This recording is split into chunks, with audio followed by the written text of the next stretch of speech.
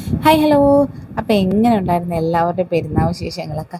പെരുന്നാൾ കഴിഞ്ഞ് അതുവഴി പോയതല്ലേ കേട്ടാ. അപ്പോൾ നമ്മുടെ ഗീവ് അവേ അനൗൺസ്മെൻ്റ് ഒക്കെ നടത്തിക്കൊണ്ടിരിക്കുകയാണ്. വാങ്ങിച്ചവരിൽ നിന്ന് എല്ലാവരും 5 പേരെ സെലക്ട് ചെയ്യുമെന്ന് പറഞ്ഞു. അപ്പോൾ നമ്മുടെ പെരുന്നാളിൻ്റെ അന്ന് തൊട്ട് സ്റ്റോപ്പ് ചെയ്തിട്ടുണ്ടായിരുന്നു. അതിന് ശേഷമാണ് നമ്മൾ എടുത്തത്. അപ്പം ടൈം കിട്ടിയപ്പോഴത്തേക്കും എടുത്തതേ ഉള്ളൂ.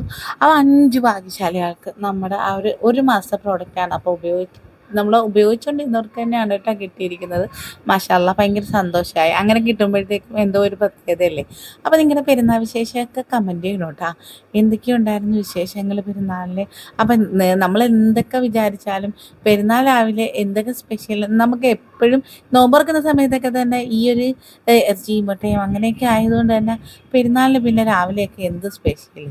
അപ്പോൾ ഇക്കൊക്കെ രാവിലെ പൊറോട്ട വേണ്ട, അങ്ങനെ മൈദയുടെ ചപ്പാത്തി വേണമെന്ന് പറഞ്ഞിട്ട് ഒത്തിരി നാളായി കേട്ടോ. എനിക്ക് ഒന്ന് ഡയറ്റ് തുടങ്ങിയതിന് ശേഷം അങ്ങനെ മൈദ യൂസ് ചെയ്യലേ ഇല്ല. അപ്പോൾ മൈദ അങ്ങനെ വാങ്ങിച്ചിട്ടുണ്ടായിരുന്നു. അങ്ങനെ മൈദയുടെ പത്തിരി മതി എന്ന് പറഞ്ഞിട്ട് അതായിരുന്നു രാവിലെ നമ്മുടെ ഇന്നത്തെ പെരുന്നാൾ സ്പെഷ്യൽ എന്ന് പറയുന്നത്. അപ്പോൾ ഇത് വാപ്പയാണ് കേട്ടോ. പള്ളിയിൽ പോയിട്ട് വാപ്പയും ആങ്ങളെയൊക്കെ വന്നിട്ടുണ്ടായിരുന്നു. അപ്പോൾ തലേന്ന് വാങ്ങിച്ച് ബലൂൺ ഇട്ട് തട്ടിക്കളിക്കുകയാണ് അന്തുകുട്ടൻ. അങ്ങനെ ഈ പത്തിരിയാണ് ഉണ്ടാക്കുന്നത്. അപ്പോൾ പൊറോട്ടയേക്കാളും ടേസ്റ്റുമാണ്.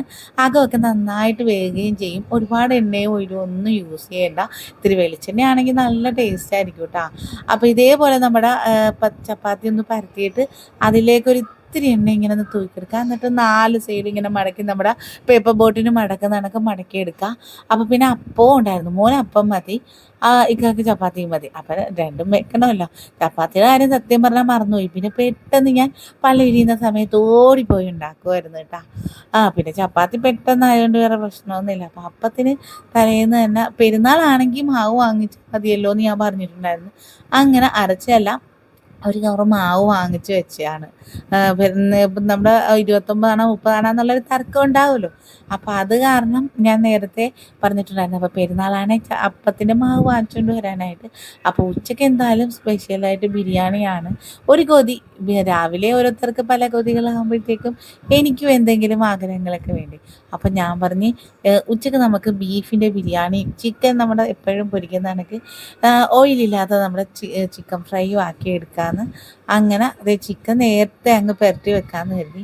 പണി ഓരോന്ന് ഒതുക്കി കഴിഞ്ഞാൽ ഇന്നലെ രാത്രി 3 മണി വരെ നമ്മുടെ ഇവിടുത്തെ പെരുന്നാൾ ആഘോഷത്തിനൊക്കെ പോയി കടയൊക്കെ അടച്ച് വന്നപ്പോഴത്തേക്കും ഒത്തിരി ലേറ്റായി. 3 മണിക്കാണ് കിടന്നത്. അപ്പോൾ എന്തായാലും കുറച്ച് നേരം ഉറക്കം കിട്ടിയിട്ടുള്ളൂ. പണി നേരത്തെ ഒതുക്കിയാൽ ഇച്ചിരി കിടക്കാമല്ലോ എന്നുള്ള ഉദ്ദേശമാണ് കേട്ടോ. അപ്പോൾ ബീഫ് എനിക്ക് വന്ന് ഇത്തിരി എളുപ്പമാണ്. പക്ഷേ പണി കിട്ടിയിട്ടുണ്ടായിരുന്നു കേട്ടോ. ബീഫിൽ നല്ല വെള്ളം ഉണ്ടായിരുന്നത് കൊണ്ട് അത് നമ്മുടെ ബിരിയാണിക്കകത്ത് അത് കയറി നന്നായിട്ട് പിടിച്ചു. അപ്പോൾ ബീഫ് ഇതേപോലെ നമ്മൾ ബിരിയാണിക്കുള്ള കട്ട് ചെയ്ത് വാങ്ങിച്ചിട്ടുണ്ടായിരുന്നു. അതിലേക്ക് ഞാൻ ഗരം മസാലയും മുളക് പൊടിയും അതുപോലെ തന്നെ മല്ലിപ്പൊടിയും മഞ്ഞൾപ്പൊടിയും ഉപ്പും ആവശ്യത്തിന് സവാളയും ഞാൻ ഇതിനകത്ത് ഏകദേശം ഒരു 3 സവാളകൾ എടുത്തിട്ടുണ്ട്. ഒരു 2 തക്കാളി, ഇത്തിരി തേങ്ങാപ്പീര, നമ്മുടെ മല്ലിച്ചപ്പ്, പുതിന ഇലയും, ഇത്തിരി തൈരും, ഗരം മസാല, ഇത്തിരി കുരുമുളക് പൊടിയും എല്ലാം കൂടി ചേർത്ത് നന്നായിട്ടൊന്ന് മിക്സ് ചെയ്ത് കൊടുക്കുക. അപ്പോൾ ഇളക്കി വന്നപ്പോഴത്തേക്കും എനിക്ക് ഒന്ന് ഇച്ചിരി കൂടി കാശ്മീരി ചില്ലി ഇട്ട് കൊടുക്കാമെന്ന്. അങ്ങനെ അതുകൊണ്ട് അതുകൂടി ഇട്ട് കൊടുത്തിട്ടുണ്ട്. പിന്നെ നമ്മുടെ റൈസ് വേകാനായിട്ടുള്ള വെള്ളത്തിലേക്ക് ഒരിത്തിരി പനിനീരും അതുപോലെ തന്നെ ഇത്തിരി നമ്മുടെ കൈതച്ചക്കയും ഇത്തിരി വെളിച്ചെണ്ണയും കൂടെ ഒഴിച്ച് കൊടുത്ത് ഇത്തിരി ഉപ്പും ഇട്ട് കൊടുത്ത് ഗരം മസാലയും കൂടെ മുഴുവനായിട്ടുള്ളത് അതും കൂടി ഇട്ട് തിളച്ച് വന്നപ്പോഴത്തേക്കും നമ്മുടെ ബസ്മതി റൈസും ഇട്ട് അപ്പോഴത്തേക്ക് ബാക്കിയുള്ള അലങ്കാര പണിക്കുള്ള കാര്യങ്ങളൊക്കെ എടുത്ത് വെച്ചിട്ടുണ്ടായിരുന്നു. അങ്ങനെ നമ്മുടെ റൈസ് തിളച്ച് വന്നിട്ടുണ്ട്. അപ്പോൾ അത് ഊറ്റിയെടുക്കുകയാണ് കേട്ടോ. അത് ഊറ്റിയതേ ഇതേപോലെ. അപ്പം ഇത് നേരത്തെ തന്നെ എല്ലാം ചെയ്ത് വെച്ച് അപ്പോഴത്തേക്കും നമുക്കൊന്ന് റെസ്റ്റ് എടുക്കാമല്ലോ. പിന്നെ വിശേഷങ്ങളൊക്കെ ഇത്രയൊക്കെ ഉള്ളായിരുന്നു. അപ്പോൾ നമ്മുടെ ബിരിയാണി ഏകദേശം സെറ്റായി.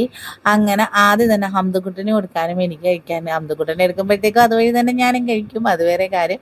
അപ്പോൾ ഇതൊക്കെയായിരുന്നു ഇന്നത്തെ എൻ്റെ പെരുന്നാൾ വിശേഷങ്ങൾ. അപ്പോൾ നിങ്ങളുടെ പെരുന്നാൾ വിശേഷങ്ങൾ പറയണം. അതുപോലെ തന്നെ ഡയറ്റുമായിട്ട് ബന്ധപ്പെട്ട സംശയങ്ങൾ ചോദിക്കാം. നമ്മുടെ ഇനിയിപ്പോൾ എന്തായാലും ഒരു 100 ഡേയ്സ് ചാലഞ്ച് നമ്മുടെ തുടക്കം കുറിക്കാൻ പോവുകയാണ്. പെരുന്നാൾ കഴിയുമ്പോഴത്തേക്കും ചെയ്യാമെന്നാണ് വിചാരിച്ചത്. അതിനുകൂടി വേറൊരു കാര്യമുണ്ട്, ഞാൻ അടുത്ത വീഡിയോയിൽ പറയാം. അപ്പോൾ tata bye bye, see U.